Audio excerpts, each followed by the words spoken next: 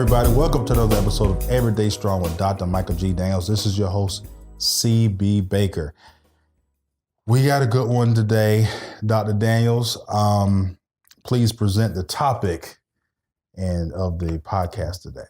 Well, the thing I wanted to talk about today and examine is an age-old problem that I think most people have. And the older you get, the more you realize that most people have this problem. And that is, why is it that for most people, the more they know, the less they grow? In other words, the more knowledge they think they have, why is it that with that appearance of more knowledge, do they seem to be able to make less wise decisions or do things in a less wise manner? What is it about human nature that causes us, as my mom would say, you're too smart for your own britches? That kind of thing. To me, the Bible kind of puts it this way, in Proverbs, in the 17th chapter, it says that a reproof enters more into a wise man than 1,000 stripes into a fool, indicating that a wise man will take in instruction and apply it, but a fool has to be knocked out in order for that to happen. And so the question is, what is it about us? What is it about human nature that our learning seems to lessen as we get more knowledge? What is it about us that we make the same mistakes over and over and over again the older we get? Right. What is it about us that causes us to keep repeating things that cause us problems in our life? And it happens with our finances. It happens with our choice of people who we will befriend. It happens with the type of people that we become close to. For example, look at how many people will date a certain type of person and know that person's character and the personality is bad for them. But yet when they leave that person, they find someone else that's the exact same type that they just left. Right. Those kind of things. What is it about us that causes us not to somehow keep growing as we start to know? I think some of it is really the lack of long-term memory. If you keep doing the same things the right way all the time, once you find out the lesson, and sometimes things change in how it looks, but like same soup, different bowl type thing. Like I got the same soup, but now you put it in a different bowl, and all of a sudden, I got a new soup. No, you got the same soup. Right. So it's the same problem. You attack it with the same, the same solution. But what happens is you put that different bowl around things, people go try to find another solution. And then, or they forget what the solution is. Like, for instance, you hear me tell this slight joke all the time. I was like, when you get food poisoning, you find Jesus real fast. It's like, why does it take you to go in severe pain to start calling out his name? Right. Or here's another thing I say. Why is it that once you get over your food poisoning, you forget you need a Jesus? Right. Right. And I'm just throwing this out there for consideration, right? For example, it seems like to me that when people think they know a lot, they feel they have no need to keep learning. You know what I'm saying? And I think a part of that too is, and this is again what in Proverbs, I think in the 2nd chapter of Proverbs, the focus is on this: is how should we look at learning, and how should we view wisdom? What value do you place on learning? And I think that's a huge part of it, that most of us don't place a value on learning. We place a value on knowing. You know what I'm saying? Right. Is that we take pride in saying, I already know that. Right. You know, I already know that. I learned that a long time ago. Or I heard that before. Yeah, I heard that before. Right. Yeah. See, our value is on knowing and not on learning. And the Bible says, like I said in Proverbs, that wisdom, the value of it is immeasurable. And if I value learning more than knowing, then I'm constantly trying to learn rather than trying to convince you I already know. You know what I'm saying? Mm-hmm. That's a huge difference. I think that is problematic. And so we don't keep trying to learn the more we know because we think we already know. Mm-hmm. You know, and I think the other thing I'm going to just throw on the table is that something that Proverbs also says is that we should never forsake what we have been taught by our mothers and our fathers. You know, don't forsake that, right? Now, if I look back on some basic principles my mother taught me, right? She said, you have 2 ears and 1 mouth, right? And I think everybody out here probably heard the same thing. Right. You have 2 ears and 1 mouth. So therefore, that would mean you should listen twice as much as you speak. Now, for most of us, that doesn't happen. Yeah. Right? Here's the thing when you look at God's creation, right? If you look at how God structured man, right? God structured man to learn. He structured us to learn. Here's why I say that. Because in the most basic concept of survival, you have to learn your environment. Because being aware of your environment is learning. You know, you have to learn when the enemy is close. You have to learn when a predator is close. You have to learn to recognize when a food source is close. Right. So God designed us with 2 ears, right? That's so we can hear, you know, on both sides if a threat is coming or if food is coming, right?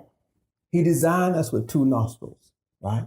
So I can pick up smells, not just pick up smells in stereo, but so my sense of smell is heightened. He designed us with 2 eyes, right? Again, that same concept, but we only have 1 mouth. Isn't that odd? Because the mouth is the only thing that is not used to educate us. Eyes educate. That what you see becomes a part, you know, it educates you. Nostrils educate you. That which you smell helps you to discern things. Ears educate you. What I hear helps do that. All the mouth does is take food in, right? But we use it more than, we use the other ones more, but we pay attention to them less. Right. Because they are designed for us to learn. So even anatomically, we are designed to learn more. But the more we know, the less we use what we know to affect the betterment of our lives. Yeah, it's really simple what you say, and your mama tells you all the time. Fool, you got 2 ears and 1 mouth for a reason, right? You listen more than you talk, and a lot of people don't really fully. They hear it, but what you said before, a key word you said before was apply. They don't apply it. And it's one thing to know something, and it's a whole nother thing to apply it. Right. And that's the part that I think that separates, you know, honestly, people from being from good to great, the good people to the great people, the best companies to the better companies, you know, good to great. The champions from just regular average teams is the application of knowing what you know. Absolutely. It's like applying it. That's one thing that's great to know. It's great to know, like we had conversations before, it's like, yeah, I know plenty of people who know all the scriptures in the Bible, could tell you where to turn to and everything, but are they applying it? And we sat here right off camera and we talked about how I made mistakes and then I knew it, but I wasn't applying it. Right. I knew it enough to teach it, matter of fact, but then wasn't applying it. That's where the missing. It's not right. I can't say missing link, Pastor, because it's there. Right, but in success, that's the part that a lot of people are missing, is that application. Yes, and you know why I think they don't apply? Because if I apply different, that is an indication that what I already presume to be right is wrong. You know what I'm saying? Right. And so that's why I'm saying the more we know, the less we grow. Because when we know something, we stop applying something new. Because if I apply something new, then that means what I was doing must not have been right. We worry more about being right than we worry about progressing and being happy, you know? And so like you say, when we can equate it to business, but I'm going to bring it down more home, just to everyday life, right? For example, the Bible says, agree with thine adversary quickly, right? Simple concept. Agree with your adversary quickly, meaning what? That my disputes should be minimized, because if it don't hurt me, why do I keep arguing back and forth with you? Right. Right? Now, if I know something and I think I am right, I will not agree with you. That's right. Right? I will stand my ground. I will argue the point tooth and nail, because I refuse to let you think I am wrong, which is crazy, because now I have taken peace out of my relationship, right? So if it's my marriage, if it's a friendship, family member, whatever, I've just removed peace from my relationship because I'm trying to be right, okay? Because I know more than I think you know. Whereas I could even learn from your wrong. Because just because I don't agree with you, I'm saying you're wrong, but don't mean you're wrong. It just means we are thinking of a different way of applying a basic piece of knowledge. Right. And so again, just going back to what you're saying, the application is so important, because if I know I should agree with my adversary quickly to keep peace and harmony, why do I always seek to be right? You know, why do I feel uncomfortable receiving instruction? The older we get, the less likely we are comfortable to receive instruction. The more we want to feel like that we have all the answers, when we know our lives are falling apart. That to me is the thing that for me is most distressful about human nature, is that I can know my life is falling apart, but I still will be slow to accept instruction from someone, simply because I already know what I am doing. And the older I get, the older we get, the more we think we already know what we're doing. I cannot tell you the number of people that have come to my office for marital counseling, for example. And I say to them things like this: in order for you to be happy, it cannot be what you think or your spouse thinks. It's got to be what God thinks. Because after all, He is the one that ordained marriage. Inevitably, rather than people just saying, yes, Pastor, that makes perfectly good sense, they spend the next hour trying to convince me why they are right and their spouse is wrong, when I just told them y'all both wrong. Right. You know what I'm saying? But I've been married to him, or I've been married to her for X amount of years, and let me tell you what they do. Let me tell you what they do. We're so focused on not learning. We're so focused on that we already know, rather than saying, wait a minute, if I'm going to grow, I got to stop focusing on what I know. I got to ask myself, do I need to know some more? And I think that's the thing. I really have to know some more to grow some more. And I really have to accept that what I know, either, as you said, I'm not applying it, or what I know is not applicable. Right. And that comes with what a lot of people don't do, is focus on themselves and know thyself. You know, you get the what I call the new wave Negroes, and they will say, know thyself, you know, the extra woke folks, right? Which has been out there since the 70s. You came through that era.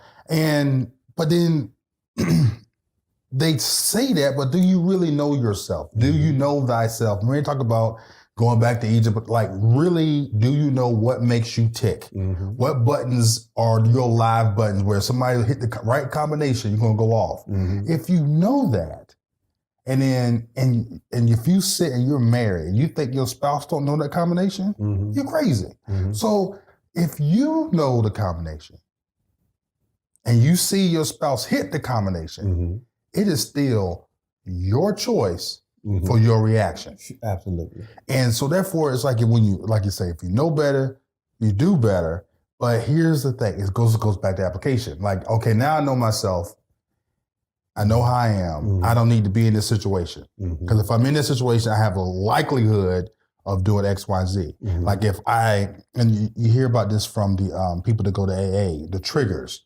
Like, okay, if you've been clean, don't go back to the same spots you went to before because it'd be triggers and it'd be easier for you to use again. It's just, once again, it's applying stuff. Now I'm going to ask you a question. How much does structure and daily habits have to do with you maintaining your application of doing what you know would make you better? Well, here's how I look at it. Daily structure I do because I've already determined that that's the best way to do it. That's what makes it my daily structure. Right. Which means I have already told myself that I know that that's the best way to get it done. Now, the unfortunate reality is, and that's why I throw that thing out, the more I know, oftentimes the less I grow, is because people will go to places, right? They will go, and I mean, take it back from a biblical standpoint. People will come to church. People will come to Bible study, right? Now, the reason why they come is to improve their lives. That's what they say. However, if what's said in the Bible study or the church service goes counter to what their personal belief is, then they just walk out the church and don't come back. See, right. But see, if you came truly to transform your life and to grow, then you have to understand that your reason for coming should not be so that everything that the teacher or the preacher says is to confirm your already held belief, right? You should come saying, what I need to do is open up and say, wait a minute, that person is there because they know more than I know, and therefore I should be listening so I can become better. So I will change my everyday structured life because my everyday structured life is not giving me the desired result. And that's why I'm going. But people, generally speaking, don't like the idea of being instructed when they are grown. Now, we tell our children differently, right? But we don't like to receive instruction. And again, it's with our spiritual leaders, it's with our spouses, it's with folk in general. It's even with on the job when people act like they're not supposed to take instruction from their supervisors or their bosses. That's right. You know, their concept is not in my position. I can't tell you the number of times I've heard this. It's not in my position description. Right. So what? Right. You know, your job is to take instruction. Right. Your job is to make it happen. As the pastor of the church, I've had people say things to me, well, I don't know why I need to do that. Well, because I asked you to do it, right? You know, I've had people to try to tell me how I should pastor the church. And I'm saying, well, wait a minute. Isn't it your job to take instruction from me, not me from you? If the Lord has gave me the vision for the church, then if I tell you I want it done a certain way, just because it don't fit how you did it at the church you came from, and that's what I hear oftentimes, right? The church I came from did it this way, but you're not at that church. Right. And there's a reason why you left that church. But now you want me to make Enoch like the church you just left when you didn't like the church you just left. So, right. It doesn't make sense, but that's how people often mind work. And so I'm saying, I think the reason why we get that routine is because we think it's right. We think it's comfortable. But obviously it's not, because it's not giving us the desired result. So what we need to do is accept that every day should be a day of learning, not a day of confirming. And let me say it again. Every day should be a day of learning and not a day of confirming. And that's how we look for to confirm that we are right and righteous, rather than to learn how to be better in the next day. Learning, not confirming. I'm going to use that one, Pastor. I'm going to just tell you right now. So, when you sent me the text about what the topic was, and I told you that I had been a victim of where I thought you was going with the topic, was people who get stuck and always learning, like stuck in education. Like you've heard about the career student, they go get 1,000 degrees, they get masters upon master's degrees, and and they don't even become a professor. They just keep going to school. And then you look at them and say, when are you going to start applying this stuff? And then it seems like you get stuck in always trying to figure out what's the best way to do it. And sometimes the best thing to do is to do it. And then, because a lot of times, Pastor, you won't get the knowledge until you're getting it through experience from actually doing it. Yeah. See, people, to me, that are ever learning, if they are learning, let me say that. See, just because I'm in school don't mean I'm learning. That's true. So I'm just, there's a distinction there. But people who truly are ever learning, I'm okay with. Because there's some people that go to school just because they love the idea of gaining information. They love the idea of getting knowledge. What I'm talking about is people who think they know so they don't need to learn. Yeah. And because they think they know, it stymies their growth in moving forward, right? The people that, again, will say, I already knew that. You're trying to, you're looking at them and it's obvious to you, you must really don't know that. Right. Because if you were, you wouldn't be where you are. Right. Right. But then they'll say, well, I already know that. Like, if, for example, you are working with someone because they're in financial distress, right? And so you tell them, the first thing we need to do is develop a budget for you. Well, I already know that. Right. No, you don't. You just know of it. Right. but apparently if you knew it and you're not doing it, you don't know it. You may have heard about it. You may assume but you don't know it because that what you know to be valued for you, you do. What people don't do is when they think they're doing something already. See, just because I put a budget in my head don't mean I have developed a budget. And that's what their thinking is, right? I have a budget. I already know that. No, you don't know that. That's why it's not a solid, real budget that you are applying in your life because you don't know it. Right. But in your mind, you do. And that's what I was looking at, is that the millions of people, for me, thousands of people I have come into contact with that do not follow instruction to better themselves because they already think they know where they should go, when their life and their position in life makes it evident that they do not know. Right. If you are living paycheck to paycheck, you don't know. No, that's right. You don't know. If your marriage is in shambles, you don't know. If you are crippled by a habit that is causing difficulty in your life, you don't know. You may think you do, but you don't. And so you need someone to give you instruction. You need to put a great value on wisdom, a great value on learning, a great value on getting enough information so that you can change and transform where you are, rather than make the common statement, oh, I already know what I'm doing. No, you don't know what you're doing. Right. And it's self-evident that you don't. And there's nothing wrong with having a coach. And that's there's nothing wrong with you having somebody that can coach you through something.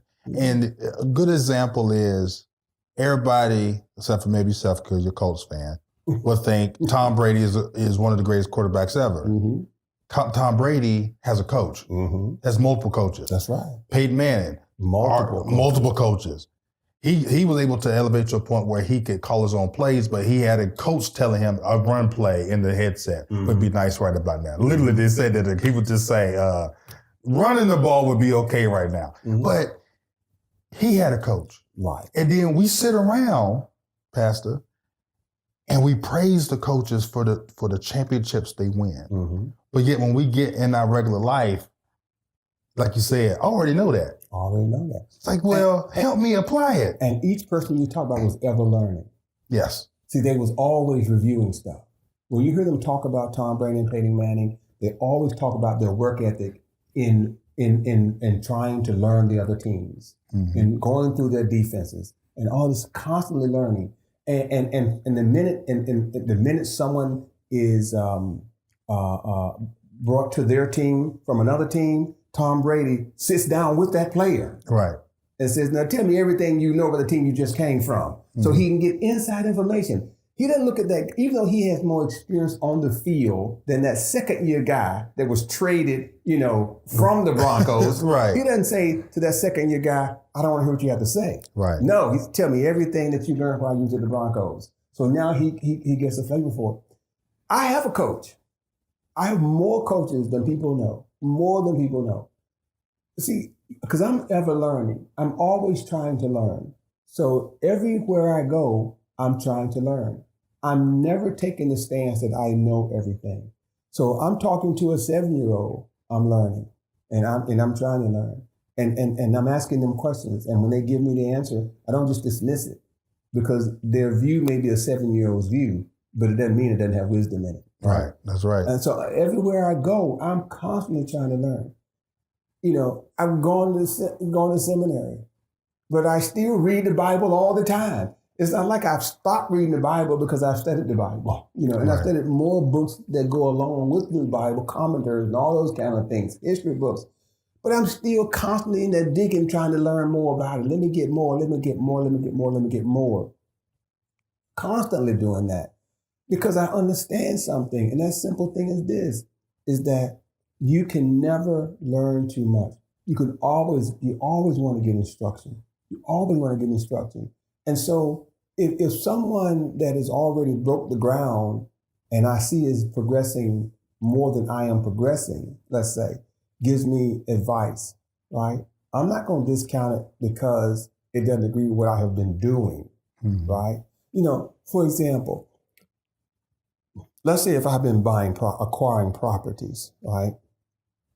Now, and even though I may have several properties, if someone else comes to me who has double the properties that I have, and their profit margin on those properties is double my profit margin, right?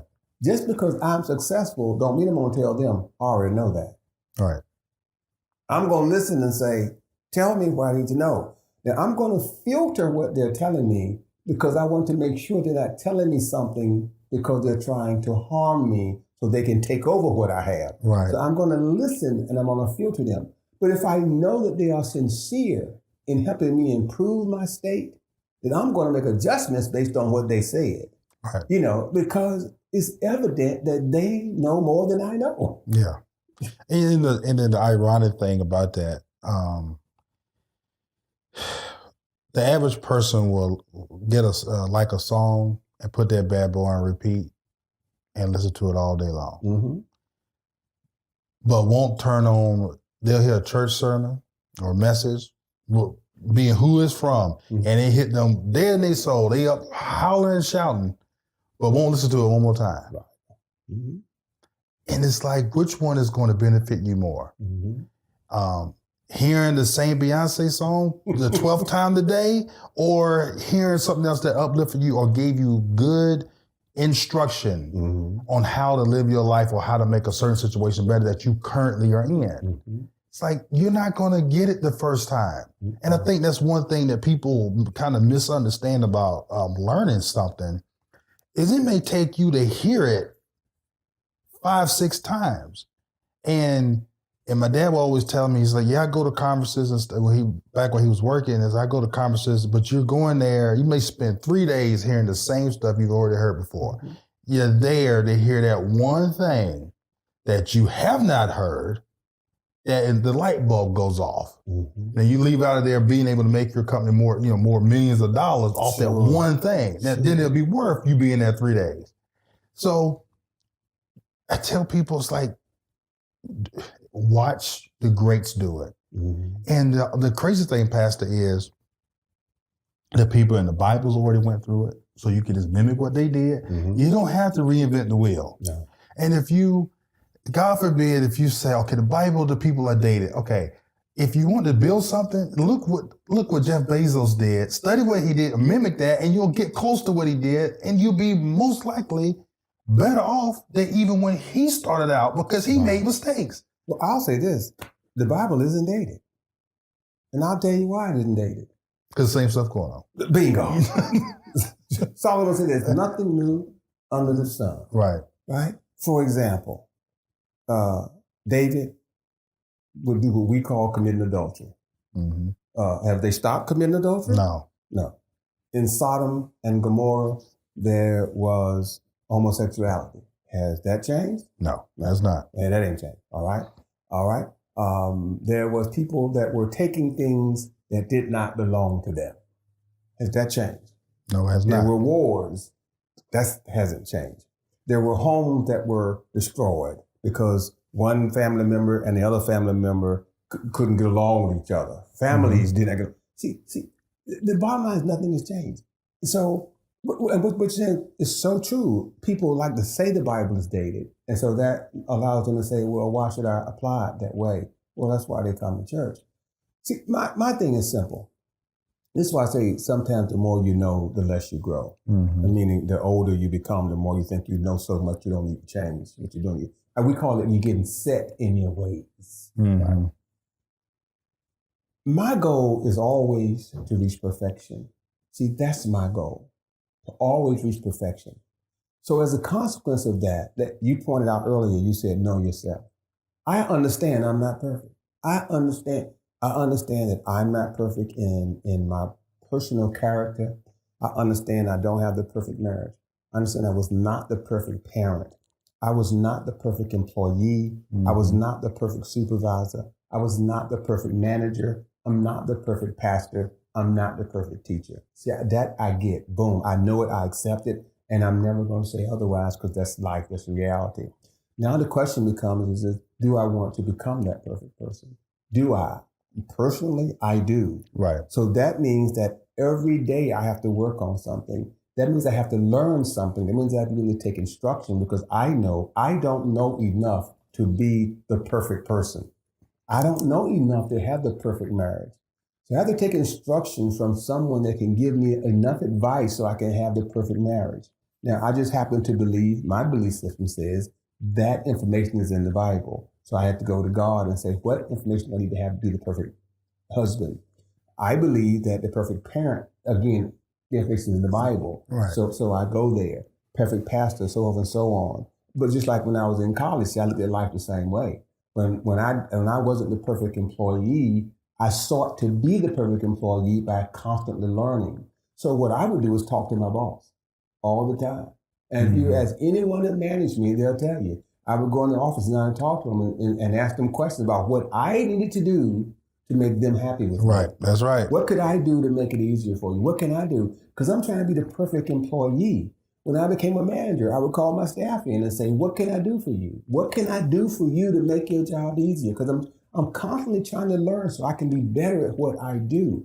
I never presumed that I had all I had, so I was constantly learning. And again, but when we get to the point where we think we are, I'm the best boss now. See, if I'm the best boss and someone gives me some advice, I don't take it. Right. You know, if my employee comes to me and say, can we think about doing it this way? My response now is, no, we can't. Because, this kind of thing. Right. And the same thing in my marriage. If my wife comes to me and says, look, have you thought about this? Listen, I'm the head of this household. Boom, Right. Or same thing with being a parent. So for me personally, that's always been my goal. And that's why I'm always constantly seeking advice.